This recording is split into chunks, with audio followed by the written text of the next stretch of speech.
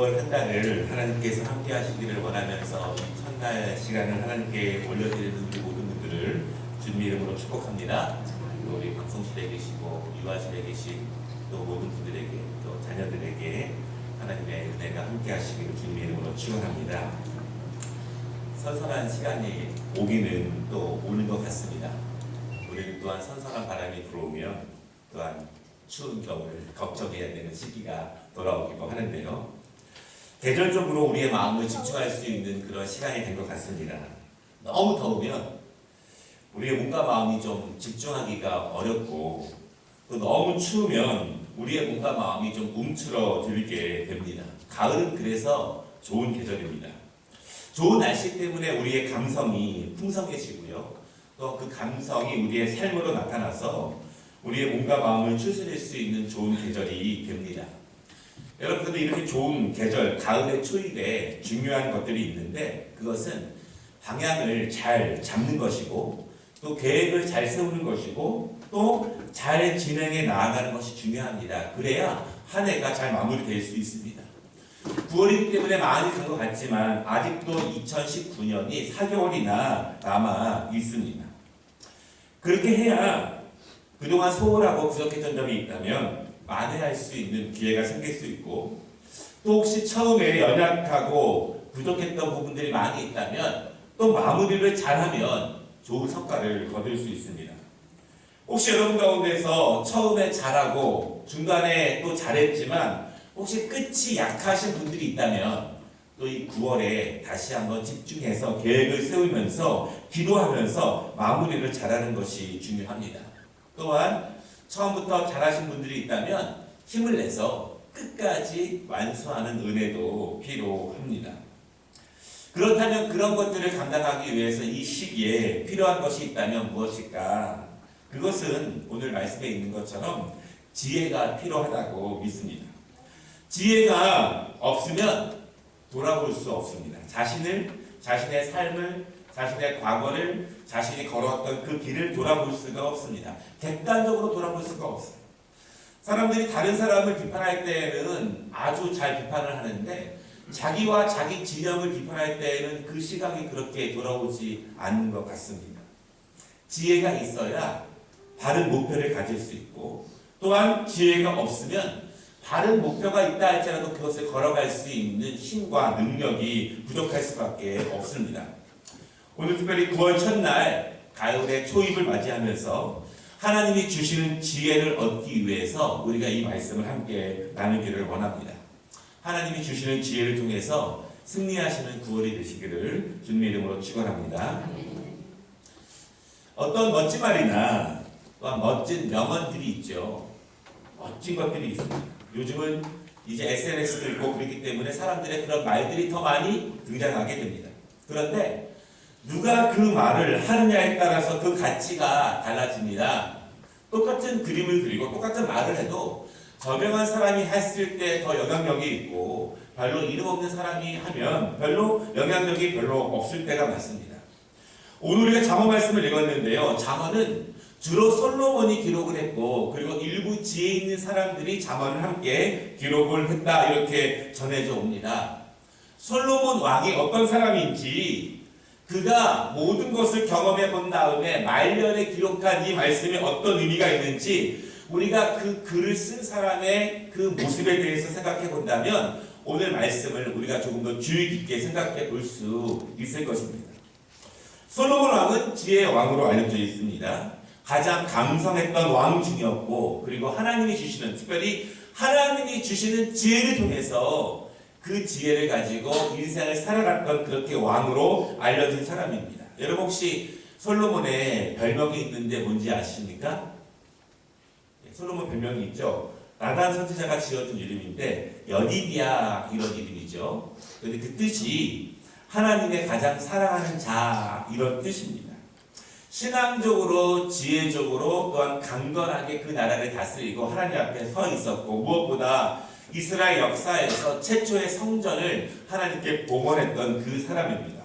그가 인생의 마지막에 황혼기에 그 삶의 내용들을 믿음의 후배들에게 특별히 하나님의 사람들에게 특별히 믿음의 자녀들에게 전해주기 위해서 하나님의 감동을 통해서 이 말씀을 기록했다라고 하는 것을 우리가 주의 깊게 생각해 볼 필요가 있습니다.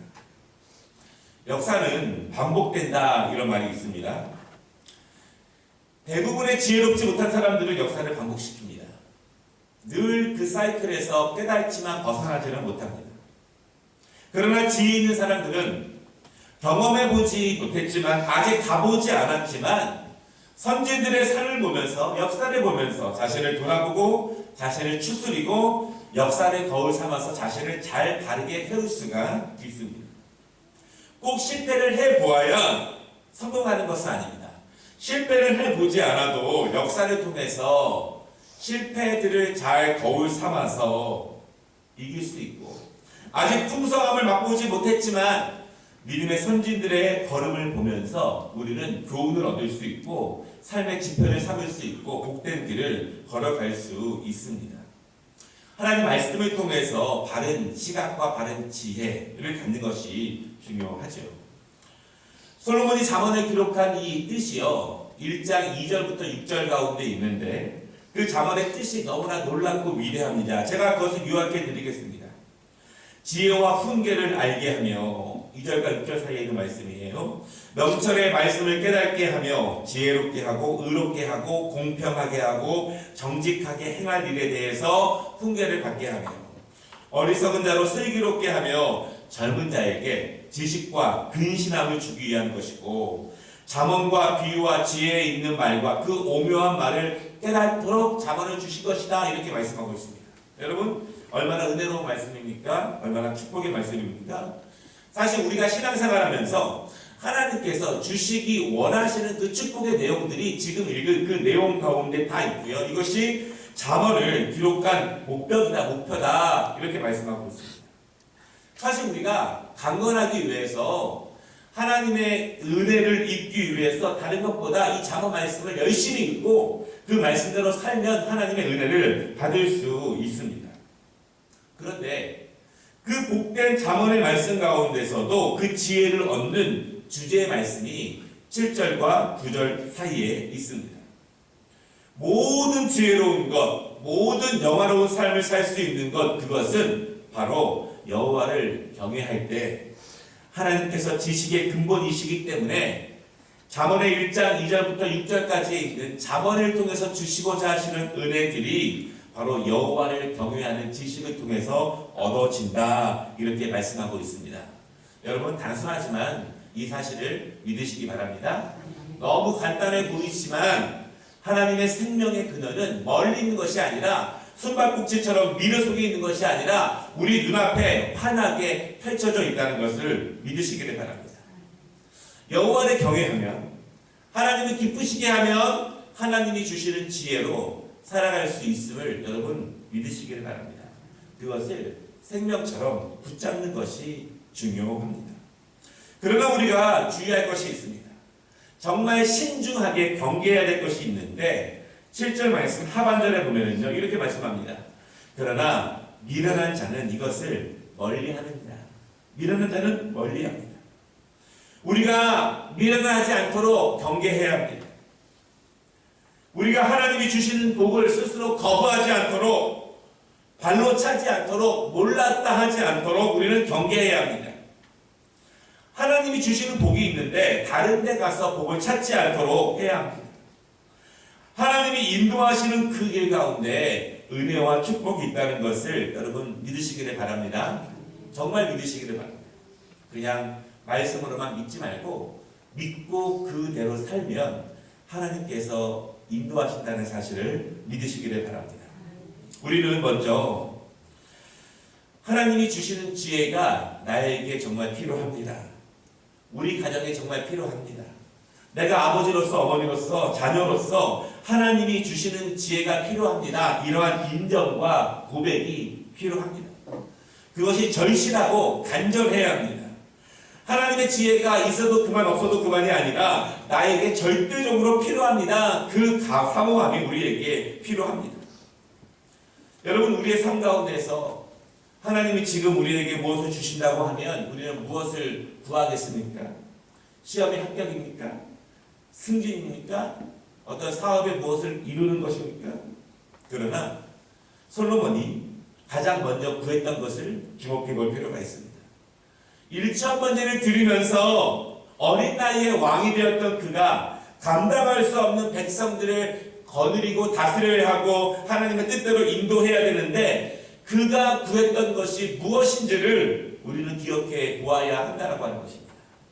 우리가 지금 잠깐 구하고 있는 것이 잠시의 만족과 잠시의 지나감과 잠시의 명기를 위한 것이 아니라 우리의 삶이 하나님의 뜻대로 강건함을 얻기 위한 보다 영원하고 보다 우리의 인생 전체를 주관할 수 있는 관통할 수 있는 그 힘과 능력을 구하는 믿음이 우리에게 필요하다는 사실을 여러분 믿으시기를 바랍니다. 우리가 지금 정말 숨막히고 지금 힘든 것이 있습니다. 지금이야 그것을 하나님께서 나에게 가장 들어주시기 원하시는 것으로 믿을 수 있지만 그럼에도 불구하고 우리의 인생 전체를 바라보시는 하나님, 관통하는 그 은혜를 사모하는 우리 모두가 되시기를 주님의 이름으로 축원합니다. 그 지혜를 어떻게 얻을 수 있을까요? 성경은 명백하게 말하고 있는데 그 지혜는 여호와를 경외하는 데서 얻을 수 있다 이렇게 말하고 있습니다. 하나님이 주시는 지혜라면 하나님이 인도해 주셔야 하는 길이라면 하나님이 복 주셔야 하는 인생이라면 그것은 하나님께로부터 나온다는 사실을 믿으시기를 바랍니다. 다른 데서 나오는 것이 아니라 하나님을 경외할 때 하나님이 주신다는 사실을 믿어야 합니다. 여러분 이것이 복음의 진리입니다. 아무런 화려한 말과 다른 예화와 간증으로 설명한다 해도 가장 단순한 복음의 진리는 하나님이 복 주셔야 하고 하나님이 인도해 주셔야 우리가 강건하게 살 수 있다는 그 진리를 분명하게 붙잡는 것입니다. 우리가 어떻게 여호와를 경외하고 어떻게 그 여호와로부터 지혜를 받을 수 있는가 여러 말씀들이 있을 수 있지만 오늘은 제가 하나님 말씀에 대해서만 초점을 맞춰서 말씀을 드리도록 하겠습니다. 먼저는 말씀을 읽어야 한다라고 하는 것입니다. 잠언의 말씀에 그 귀중한 보화들이 있는데 읽지 않으면 무슨 소용이 있겠습니까? 읽지 않으면 무슨 소용이 있겠습니까? 우리 교회 전사님들이 계시잖아요. 그런데 제가 신학교 다닐 때에는 성경을 쓰는 건 없었어요. 쓰는 거. 성경 퀴즈는 매 학교마다 있었는데 지금은 성경을 쓰게 해가지고 다 쓰게 한다는 거예요. 왜 그런 노동을 시키나 그랬는데 제가 어제 통계를 봤는데요. 신학 대학생들과 신대원생들 가운데에서 졸업할 때까지 성경을 한 번도 안 읽어본 사람들이 80% 90%가 넘는다는 거예요. 아, 그쯤 되면 성경을 쓰는 훈련을 강제로라도 시킬 필요가 있겠구나 싶습니다. 20년, 30년 모태신앙으로 자라도 하나님 말씀을 많이 들어도 직접 내 신앙으로 내 고백으로 읽지 않으면 그것이 무슨 능력이 있겠습니까?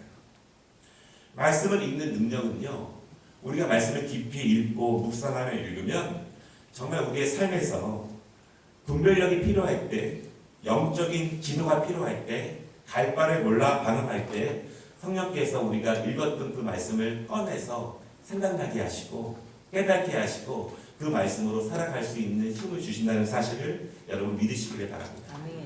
우리가 그래서 말씀을 읽는데 힘을 더욱더 많이 기울여야 합니다.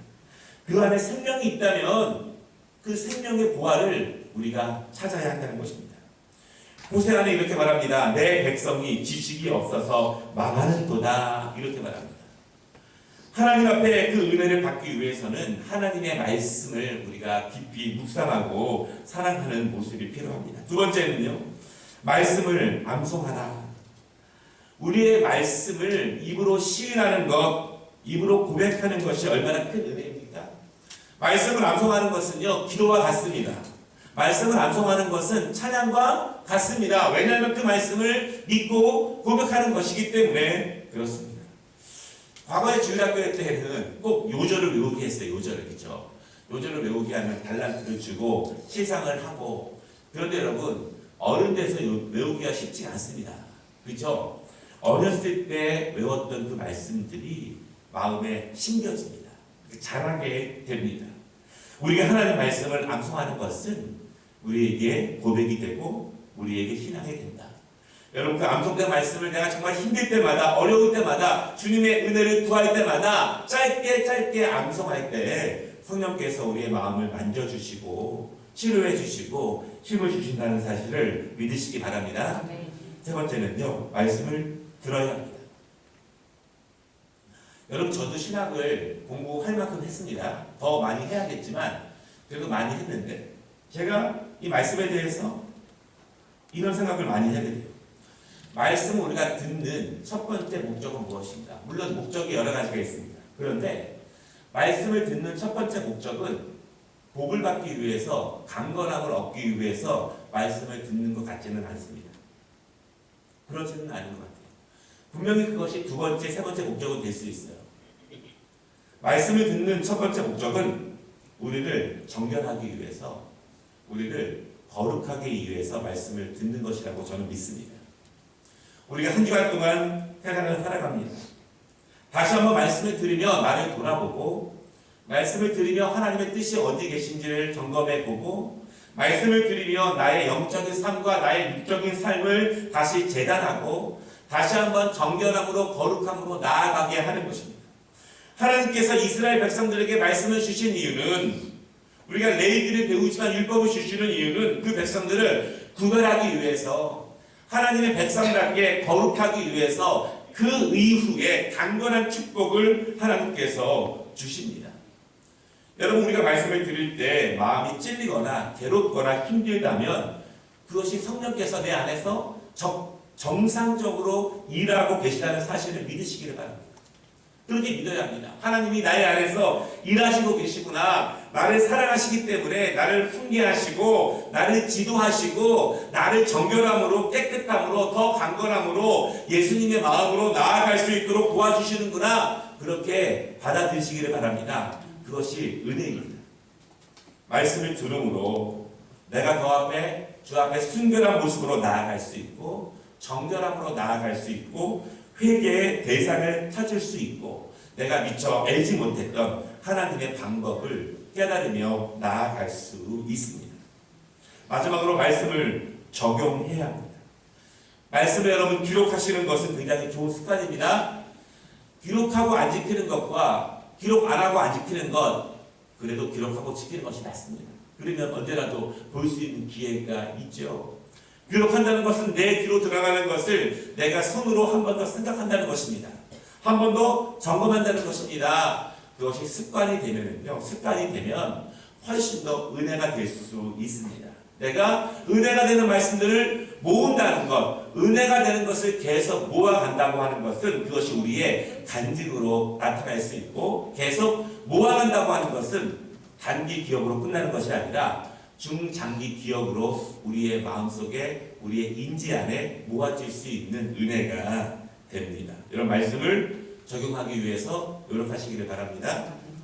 제가 어제 읽은 글인데요, 굉장히 유명한 두 목사님이 만나서 대담회를 하는데 이런 거였어요. 한 분은 목회를 오래 하면서 가장 후회되는 것이 무엇입니까? 이렇게 물었더니 그분이 하는 말이, 성도들이 영적으로 성장하고 그 영적으로 성장한 것이 삶의 능력으로 나타나는데 더 전심을 기울이지 못한 것이 제일 아쉽습니다. 그런데 한 분의 목사님은요, 제자 훈련으로 굉장히 유명하고 제자 훈련으로 많이 성장을 시킨 그런 목사님으로 알려진 분인데, 그분은 뭐라고 말하냐면, 열심히 제자 훈련을 시켰지만 그 제자 훈련이 된 게 삶으로 이어지지 못한 것이 너무나 아쉽고 거기에 힘을 못 기울이는 것이 힘듭니다. 이렇게 말씀하시더라고요. 보니 이렇게 하나 저렇게 하나 연약하고 부족한 점들은 내 일반인 것 같아요. 결국 여러분, 우리의 신앙의 문제가, 우리의 기도의 많은 제목이 그 말씀을 적용하느냐, 그것이 문제 아니겠습니까? 그 말씀대로 사느냐, 그것이 핵심 아니겠습니까? 이렇게 어르신들이 약에 그렇게 관심을 많이 주시니까, 약에, 그렇죠? 또 몸에 좋은 음식에 그렇게 관심을 많이 가지시고, TV를 봐도 꼭 건강 많이 보더라고요. 저도 점점 그렇게 보게 되더라고요. 건강. 그리고 좋다 하면 많이 드시더라고요. 좋다 하면 많이 드시더라고요. 좋다고 믿어주니까 그럴듯하니까 이해가 되니까 그렇게 하시더라고요. 하나님 말씀이 그렇습니다. 좋다고 믿어지면, 효력이 생기면, 간증이 생기면 그 말씀을 더욱더 적용할 수 있습니다. 말씀을 내가 그대로 해봤더니, 힘들지만 어렵지만 그대로 해봤더니 효력이 생기고 능력이 생기면 계속 그 말씀을 더 적용할 수 있는 능력이 생깁니다. 그때 하나님의 지혜가 우리에게 온다는 사실을 여러분 믿으시기를 바랍니다. 왜 하나님을 경외할 때 지식의 근본이 되냐면, 천지의 창조자 되시고 인간의 창조자 되시고 과거와 현재와 미래를 주관하시고 우리의 모든 생각까지도 아시는 그 분이시기 때문에 그분이 주시는 말씀은 우리에게 지식과 지혜의 근본이 된다는 사실을 믿으시기를 바랍니다. 누가 나의 미래를 보장할 수 있을까요? 누가 나의 미래를 인도해 주실까요? 그렇다면 우리가 누구를 의지해야 하는가? 잠언서 3장 5절과 6절 말씀. 너는 마음을 다하여 여호와를 의뢰하고 내 명철을 의지하지 말라. 너는 범사의 그를 인정하라. 그리하면 내 길을 지도하시리라. 9월은요, 하나님의 지혜가 꼭 필요한 시기입니다. 하나님이 주시는 영적인 능력으로 살아가야 될 그 시간입니다. 여호와를 경외하고 하나님 말씀을 통해서 그 지혜를 얻는 우리 모두 살아가는 주의 종들 되시기를 주님의 이름으로 축원합니다. 아멘. 우리 찬양